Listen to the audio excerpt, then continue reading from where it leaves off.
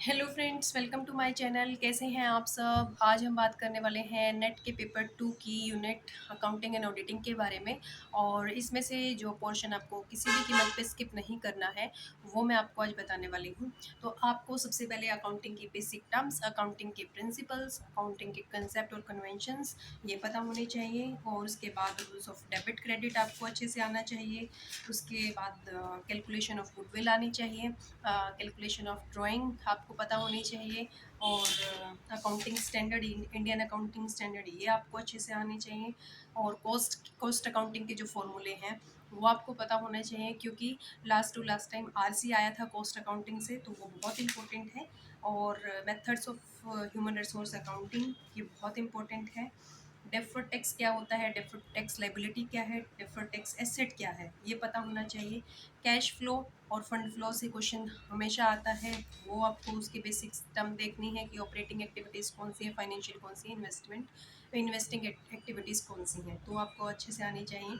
और sacrificing ratio और gaining ratio से कैलकुलेशन करने को क्वेश्चन आता है, वो आपको अच्छे से आना चाहिए। फॉर फीचर ऑफ शेयर, यहाँ से कैलकुलेशन वाला क्वेश्चन जरूर आता है, प्रैक्टिकल क्वेश्चन आता है। तो वो फॉर फीचर ऑफ शेयर वाली आपको कैलकुलेशन बहुत अच्छे से आनी चाहिए और टिप्स पे होनी चाहिए। तो और ये जो सुपर प्रॉफिट मेथड है, एवरेज प्रॉफिट मेथड है, वैल्यूएशन ऑफ गुडविल में से ये आपको तीनों मेथड्स आने चाहिए।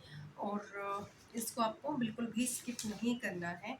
और अकाउंटिंग एरर्स का आपको पता होना चाहिए। ये तो बेसिक्स में ही काउंट होगा, बट फिर भी मैं आपको दोबारा बता रही हूँ कि ये आपको अच्छे से पता होना चाहिए। ब्रेक इवन पॉइंट की कैलकुलेशन वो कैसे करनी है। और रेशोज़ का जो चैप्टर है उसके रेशो के जितने भी फॉर्मूले हैं वो टिप्स पे होने चाहिए। कॉल्स एंड एरियर एडवांस क्या होता है ये आपको अच्छे से पता होना चाहिए। और टाइप्स ऑफ गुडविल क्या कौन कौन सी हैं वो पता होनी चाहिए। वहाँ से भी क्वेश्चन आ जाता है कई बार।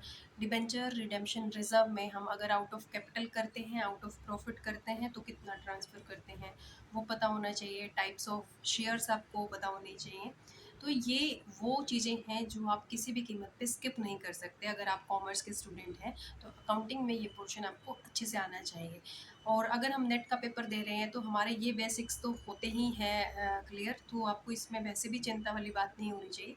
पर फिर भी लास्ट रिवीजन में एक बार इन पोर्शंस को अच्छे से रिवाइज कर लोगे तो पेपर में आपको प्रॉब्लम नहीं होगी और आप आसानी से कर लेंगे।